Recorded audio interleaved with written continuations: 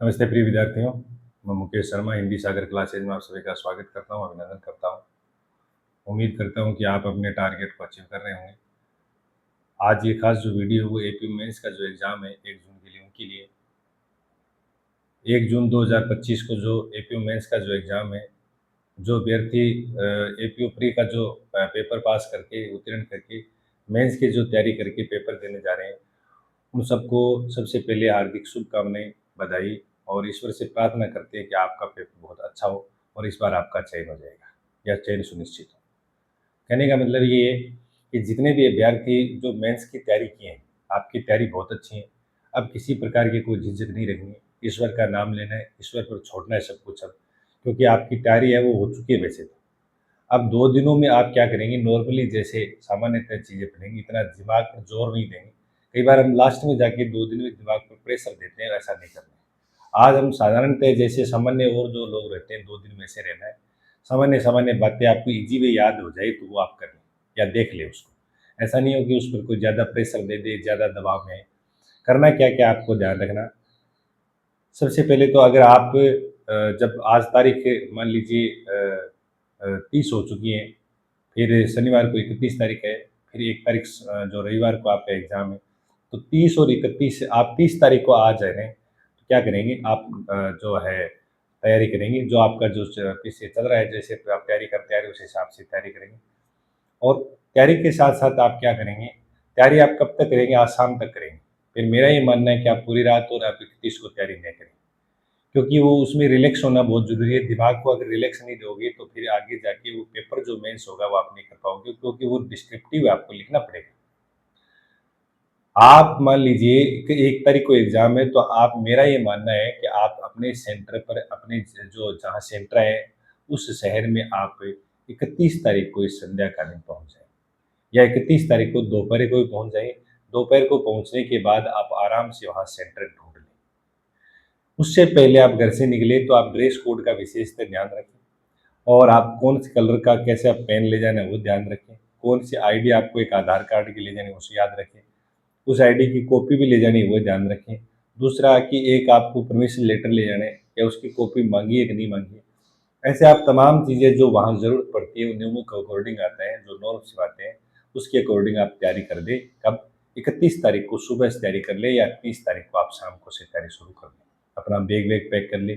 आप आराम से रिलैक्स होके पहले ही चले जाइए और जैसे ही पूर्व आप संध्या को पहुँच जाएँगे या दो पूर्व पेपर होगा उससे पहले दिन दोपहर को पहुँच जाओगे, तो आप रिलैक्स हो जाओगे, आप रूम-वूम ले वहाँ आराम से वहाँ पर आप सेट हो जाओगे कि एक प्रकार से आपको लगे जो गर्मी का मौसम है, आप वहाँ जाने के बाद एक प्रकार से महसूस करोगे कि हमारे वो जो सेंटर जिस शहर में वहाँ आ गए हैं, सेंटर हमने देख लिया है, अब हमें सुबह पेपर देने जाना है, उस सेंटर पे हमें 2 घंटे पहले बुलाए तो ढाई घंटे पहले पहुँच जाएँगे या 3 घंटे पहले पहुँच जाएँगे और हम जिस रूम पर है वहाँ खाना-वाना खा के आराम से आप सो जाएँ। नींद पर्याप्त लें, परीक्षा के दिन जिस दिन परीक्षा है उसकी पूर्व रात को नींद आराम से लें, पूरी नींद लें, भरपूर नींद लें, चिंता बिल्कुल न करें क्योंकि आप अब तैयारी बहुत कर चुके हैं। हमारा जो कर्म था वो कर चुके हैं, क्योंकि हमारा काम तो केवल कर्म करना है, कर्म कर चुके हैं। अब आपको क्या करना है, ईश्वर पर छोड़ना है, भगवान का नाम लेना है, इष्ट देव का नाम लें, गुरुजनों का नाम लें, गुरुजनों को याद करें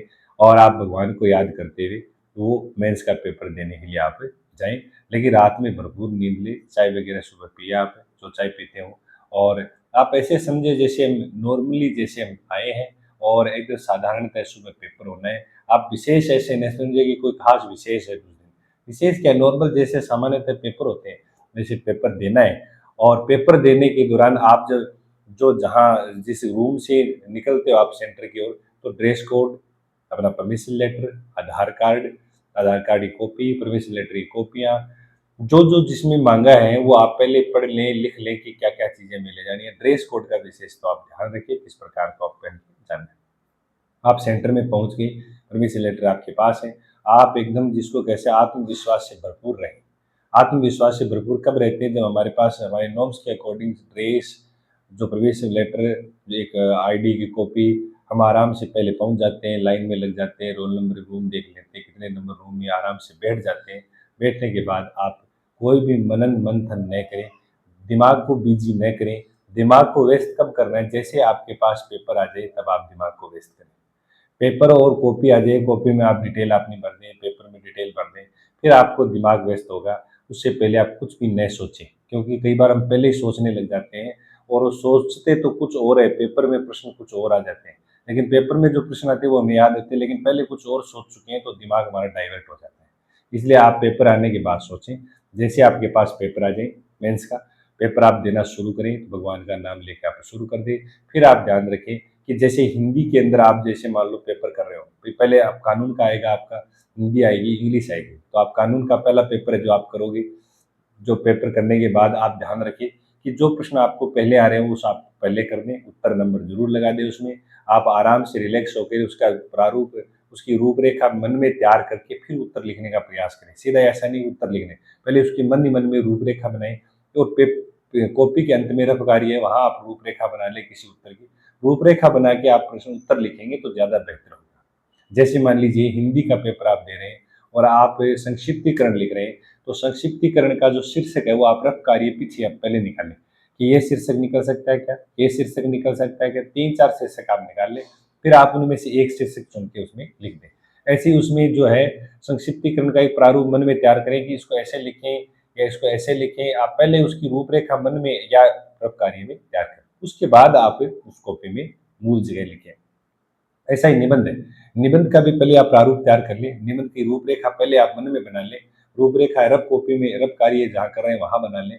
ऊपर की पहले पैराग्राफ में हमें क्या देना है, दूसरे पैराग्राफ में हमें क्या लिखना है, तीसरे में क्या लिखना है, यानी 150 शब्दों में लगभग आप लिखोगे तो आपका 5 पैराग्राफ में लगभग पूरा हो जाएगा। 5 पैराग्राफ में आपका पूरा हो जाएगा।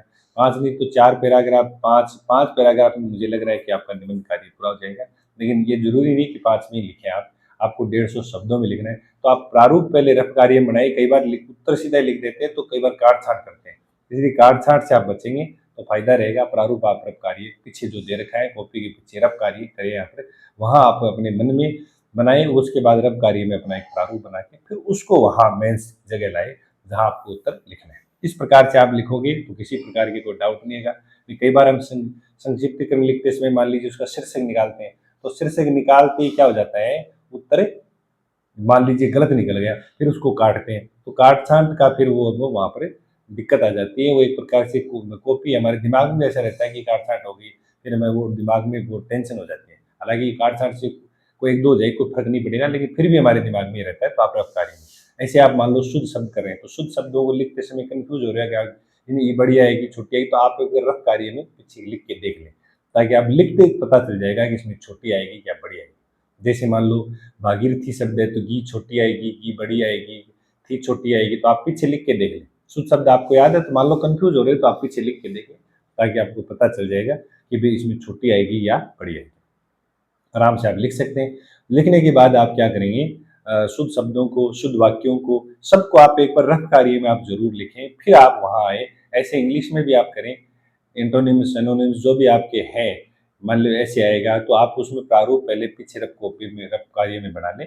उसके बाद आप मेंस में, मेरा ही मानना है, ताकि काट छाट नहीं होगी। जब कॉपी में किसी प्रकार की कटिंग नहीं होती है तो वो कॉपी एक जो जिसको कह सकते हैं सुचिता की निशानी है, वो उसमें लगेगा कि हाँ इस बच्चे ने बहुत अच्छी तैयारी की है, इनका एक माइंड है वो शार्प है, इन्होंने बहुत ही गहनता से अध्ययन, व्यवहारिक अध्ययन इन्होंने किया है, तो ऐसा प्रतीत होगा कॉपी देखते ही। और कॉपी में आप जैसे ही लिख रहे हो तो उत्तर नंबर लिखना नहीं भूलें।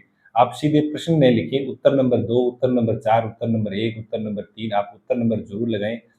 मुहावरे का जो है निहितार्थ आएगा तो आप मुहावरे का अर्थ लिखें। जब निहितार्थ लिखा हुआ है तो आप अर्थ लिखें, और उसमें ऐसा लिखा आ जाए निहितार्थ लिखते हुए वाक्य में प्रयोग कीजिए तो फिर वाक्य में प्रयोग करना। नहीं तो निहितार्थ का अर्थ वो ही होता है कि जिसमें अर्थ लिखना है, अर्थ का अर्थ भी वो होता है जिसमें अर्थ लिखना है। तो ये आप थोड़ा सा ध्यान रखिए, वाक्य में प्रयोग उसमें नहीं करें, क्योंकि फिर वाक्य में प्रयोग आप करने लग जाओगे तो फिर आपके पास समय कम रहेगा, फिर वो इंग्लिश छूट जाएगी। अगर दूसरे पेपर में अगर आप ऐसा करते हैं तो इसका भी थोड़ा आप ध्यान रखें। आप रिलैक्स रहें, आपकी तैयारी बहुत अच्छी है, मैं खुद कह सकता हूँ। जिन बच्चों ने मेरे से संपर्क करके या जो मेरे से संपर्क में रहे हैं ऑफलाइन ऑनलाइन, उनकी मैं वो गारंटी से कह सकता हूँ कि आपकी तैयारी बहुत अच्छी है। बस केवल आपको धैर्य रखना है, शालीनता से रहना है, जाते समय भी आपको कोई हड़बड़ाहट नहीं करनी है। आप ग्रुप में जाएं, आप 2 जने जाएं, आप परिवार के साथ जाएं, आप अकेले जाएं, जहाँ रहें वहाँ आराम से रहें।